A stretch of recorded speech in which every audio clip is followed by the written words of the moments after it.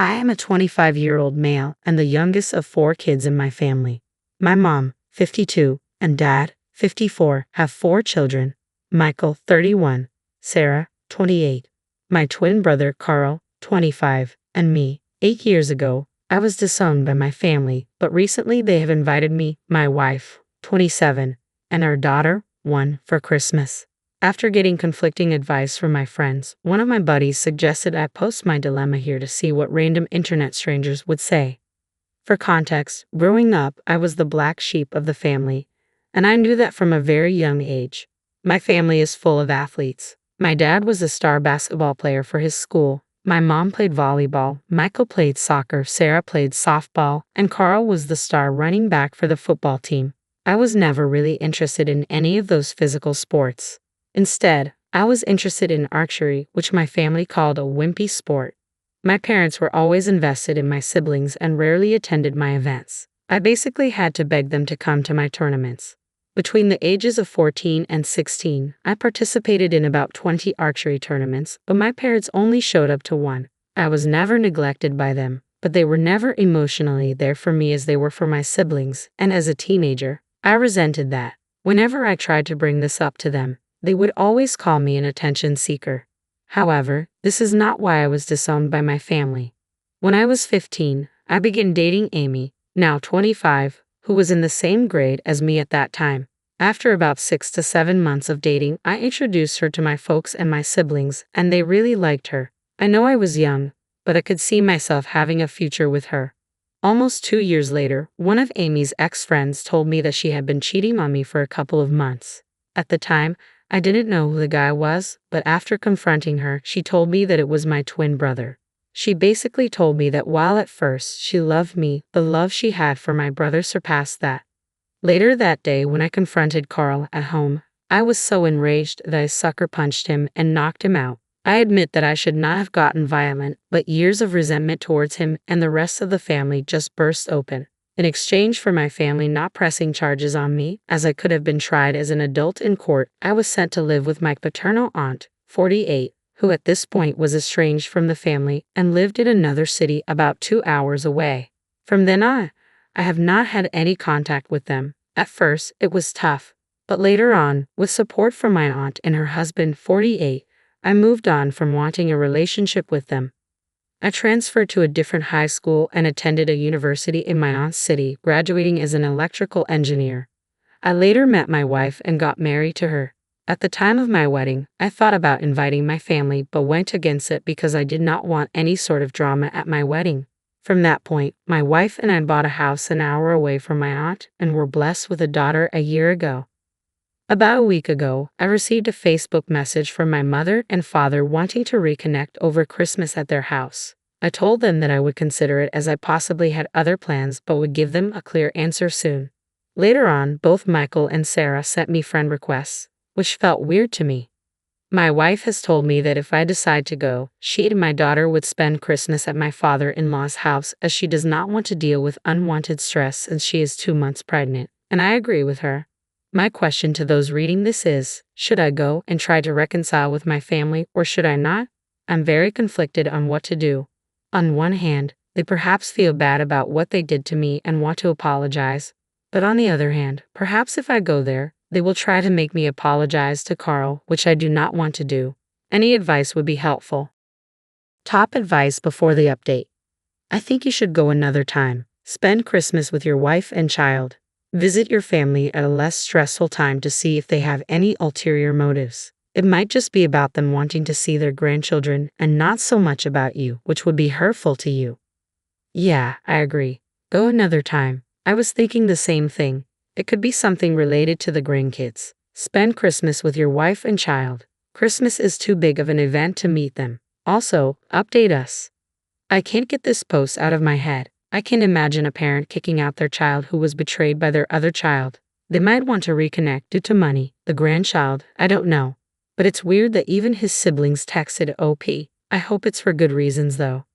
I honestly wouldn't spend Christmas away from my pregnant wife for them. Maybe I'm missing something, but why Christmas? They could have reached out at any time and given you a chance to pick a convenient time, as they are the ones trying to amend things. I don't know, it seems weird to me. I personally wouldn't go unless you desperately want them back in your life.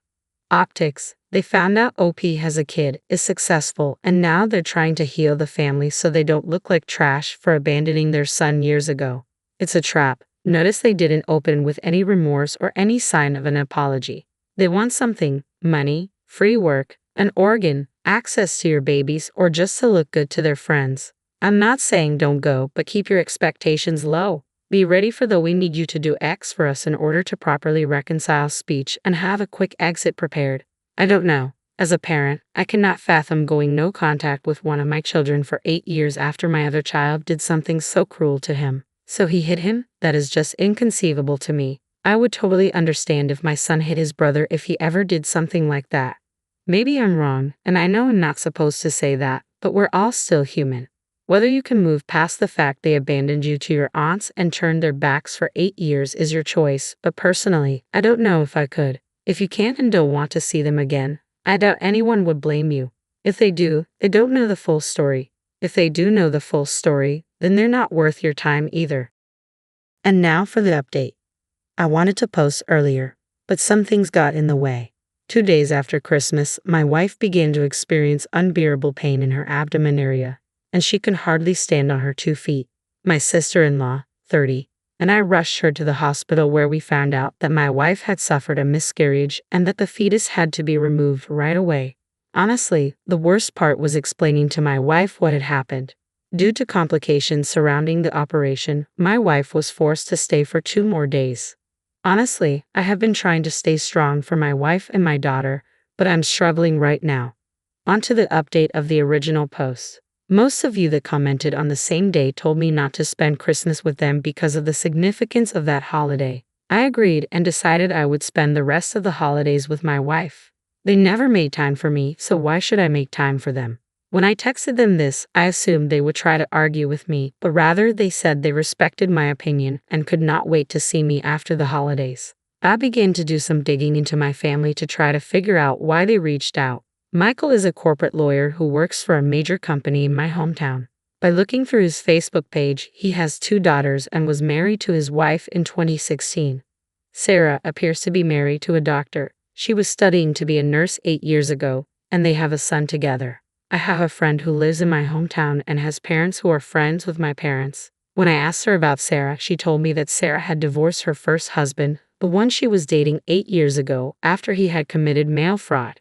Carl got married to Amy right after high school, and they have 2 kids together. I cannot exactly figure out what he or his wife does for a living through Facebook, but judging that they bought a big house last year in the midst of a pandemic tells me they're not really struggling. My dad seems to be going through a midlife crisis, and my mother is really into the wellness community. Then I began to list the reasons why they might have wanted to reach out to me now.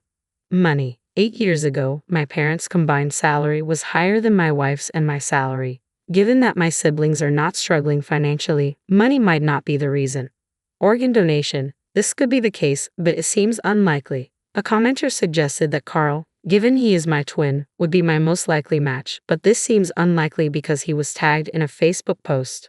My paternal grandpa, 79 male, and grandma, 76 female, had 4 children. My dad was the second oldest, and my aunt was the third. After college, my aunt came out to her parents as bisexual and began dating her girlfriend. My grandparents immediately disowned her and refused to have any contact with her. However, about 4 years ago, my grandpa began to reach out.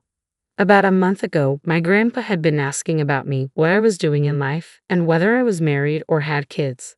My aunt responded by calling my grandpa out for wanting to know about me after he supported Carl for what he did. That is when the whole situation changed. My grandpa told my aunt that it was because I had cheated on Amy with one of her close friends, so I deserved to be estranged. My grandpa is a religious nut, so he looks down on cheating.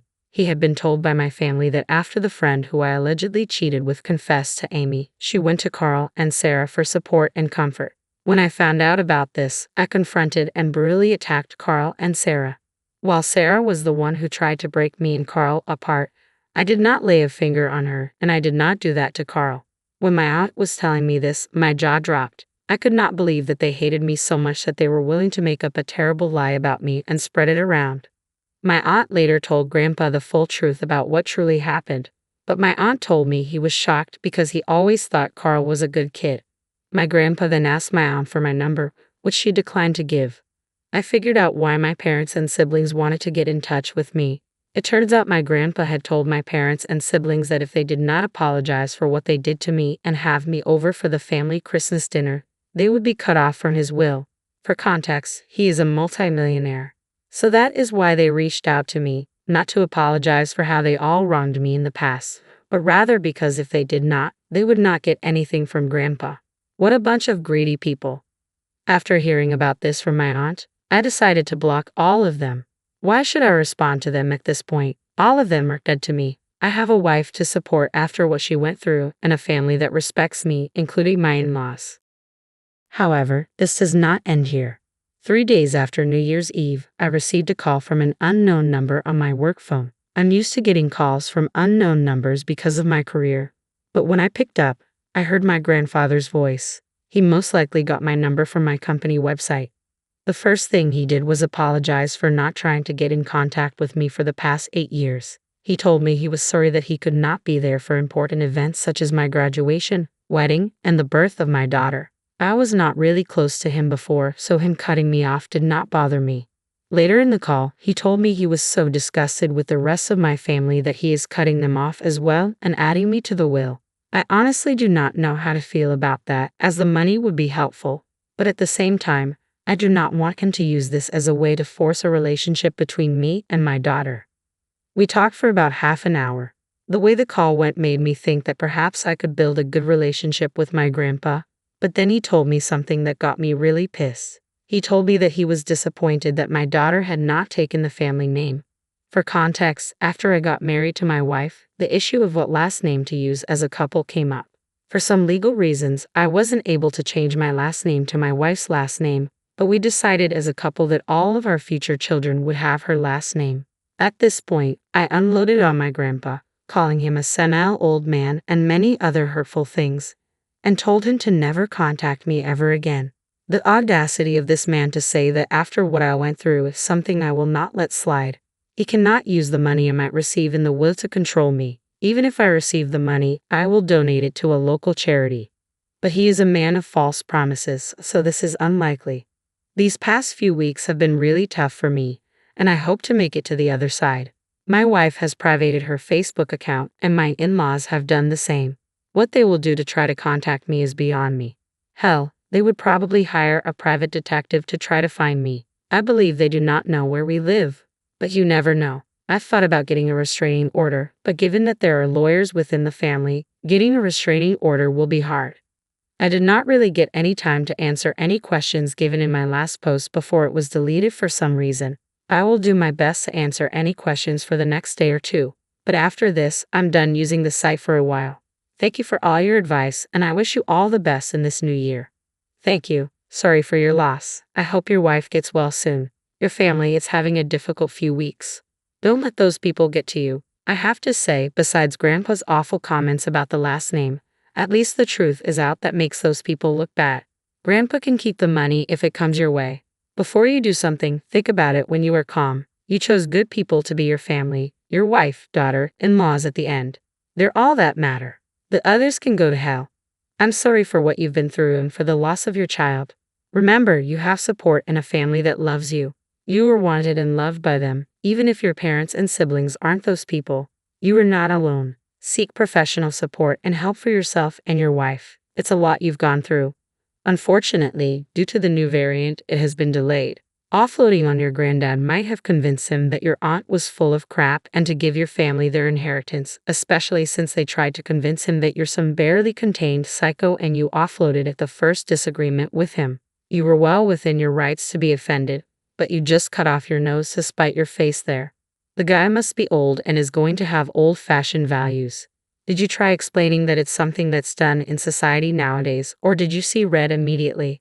To be honest, you've had a really rough time of things, and I imagine that must have been the straw that broke the camel's back, right? I just figured you might